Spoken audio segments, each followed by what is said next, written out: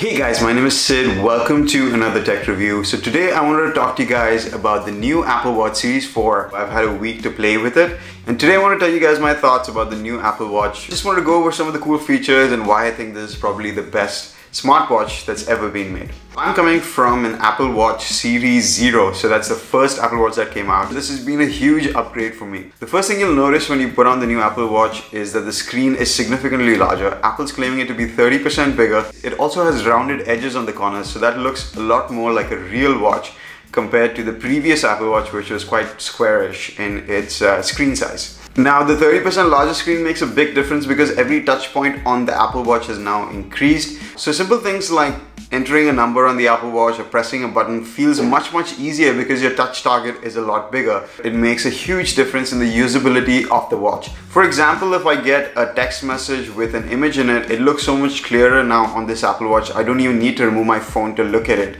I can just see my WhatsApp messages, my pictures right on the screen over here very comfortably. I don't mind reading little bits of news, so they have an Apple News app. So it'll prompt me when something big is happening in the news. I can quickly look at it on the watch itself. I can read quite comfortably on the watch. They can cram a lot more information into this larger screen. So Apple has introduced 2 more watch faces to take advantage of all that extra screen real estate. So it's called the infograph and the infograph modular. So the infograph watch face is actually super dense. I think it can hold up to 9 complications at the same time. If you're not familiar with Apple Speak, it's 9 different sets of information. It's a bit too hectic for me. I decided to use the infograph modular, and man, is it so cool to use. I love that I can see my heart rate information, the date, the time, my upcoming calendar appointments, have quick access to my workouts, and also show the battery life of the device at the same time, which is awesome. Now, speaking of battery life on the Apple Watch Series 4 has been spectacular. Apple claims a full day of battery life, but I can easily get 2 days of battery life out of this. So even if I forget to charge it one night, it's still going to work for me the next day until I have to charge it again. So easily 48 hours. Even at the end of those 48 hours, I'd still have like 30% battery left. So potentially could be running for 3 days continuously. So that's a pretty good battery life, much better than my Series 0, that's for sure. They've completely redesigned the hardware aspects of the Apple Watch. The way that the new Apple Watch looks is really nice. It's definitely looking a bit more premium than the previous Apple Watch. It's the new scroll wheel, it's the way that the ring around the scroll wheel is designed, the display for sure, the rounded edges make it look a bit more premium. It's also a little bit flatter. The way that the aluminium looks on this, it feels a bit more rounded. It's probably one of the best looking smartwatches in the market right now. So we've got a new scroll wheel, which I think feels a lot better. It's got like this haptic feel when you turn the scroll wheel around. Feels really nice. It's also got an ECG reader on the side of it. So when you touch on the side, it'll give you an ECG reading. It's not been implemented as yet. Apple's saying it's going to come in a couple of months with a software update, but I haven't had a chance to test that out yet, so I'm not going to talk about it. But just to let you know the features there in the watch, the cellular version has a red ring, the non-cellular version has a black ring. And I think it's a really nice design touch. The scroll wheel also looks slightly larger, so it's a bit easier to use, but it's also flatter. So overall, I think it's a big improvement in the way that the scroll wheel looks. Below that, you get a button as well that allows you to change different functions on the Apple Watch and select certain items. There's also a mic port right in between that. On the other side, you'll see 2 big vents for the Apple Watch speaker, which is supposed to be 50% louder. And yes, I can say that the new combination of the mic and the speakers is significantly better.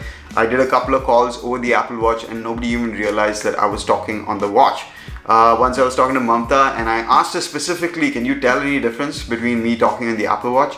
And no, she couldn't tell the difference between me speaking on the phone and me speaking on the Apple Watch, so that's pretty cool. The Apple Watch now is a much better phone calling device. Now moving to the back of the Apple Watch, you'll see that they've changed the way that the sensor looks. It's now a single sensor instead of the 4 sensors they had previously. Even though nobody's going to see it, but the back looks significantly better designed. I feel more futuristic and much more modern than the previous design. So they've got a more advanced heart rate sensor in there, so it can detect your low heart rate, your higher heart rate. I use this app called Heartwatch, which tells me what my heart rate is at any particular time. It's really useful to know what your resting heart rate is, which times of the day your heart rate is elevated, just so you have a better idea of your heart health throughout the day. So I've been using it and I find it really useful. Internally in the Apple Watch, they've got the new processor. They call it the S4 processor. So this is supposed to be 50% faster than the Apple Watch Series 3. Now, when I'm using this device, it just flies, but then again, I'm comparing it to my previous Apple Watch, which was a 4-year-old Apple Watch.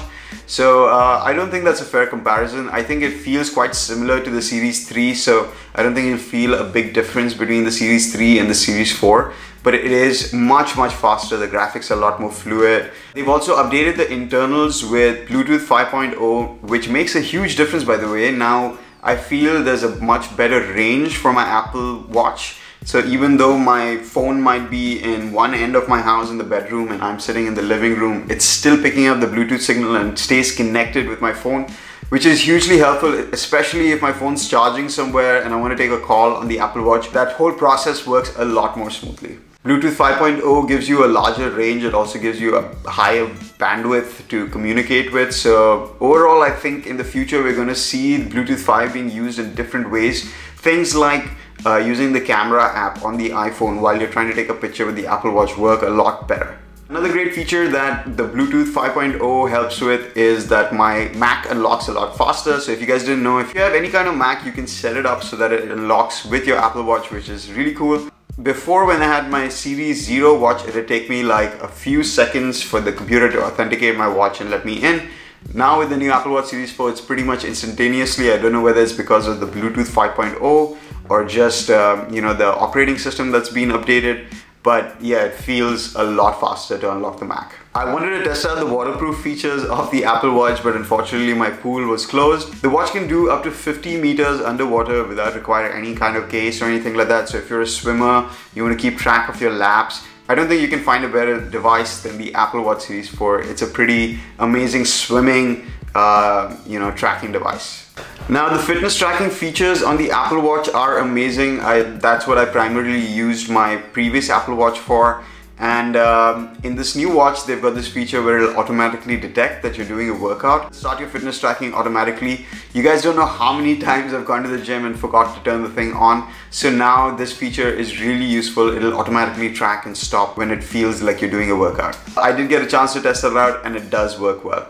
Another feature that the Apple Watch has, which is fall detection. From the videos I've seen online, is pretty hard to trigger, but do remember that you have to go into the Apple Watch settings on your phone and actually turn on that setting, otherwise it's not going to activate. They've implemented a new feature where if you just raise your wrist and start talking, Siri should automatically start detecting what you're saying. Now this is a hit or a miss. It doesn't work all the time. I think they might improve on that in future generations or with a software update, but as of right now, I think it's a pretty useless feature. What's the temperature in Dubai right now? It's about 37 degrees outside. So it worked that time, but it doesn't work every time. Okay, let's try it again. Who is the king of Dubai? Didn't work. Who is the king of Dubai? Nope. Who is the king of Dubai? Didn't work that time either. I don't know why. I don't get it. I don't know what the thing that it's looking for is. What's the time right now? So it's very hit or miss, as I said. So it doesn't work consistently, and if it doesn't work consistently, I don't think it's really too helpful in that situation. Finally, in conclusion, if you were to ask me whether it's worth upgrading to the new Apple Watch, absolutely, it's definitely worth upgrading to the new Apple Watch. It's a big, significant change from the previous Apple Watch. It's also the screen size that makes a huge difference. 30% on such a small screen is a significantly larger screen, so it'll definitely help you out. If you're anywhere before the Series 3, I'd say it's a no-brainer. Just go ahead and buy the Apple Watch Series 4 if you are in the Apple ecosystem. If you already have the Series 3, maybe wait for next generation and get the next one. But you won't be disappointed with the Apple Watch Series 4. Alright guys, that's it for my review. If you know anybody who's looking to buy an Apple Watch Series 4, please make sure to share this video with them. If you like the video, hit that like button, leave me a comment, subscribe to watch more tech reviews like this. And I'll see you guys in the next one. Bye.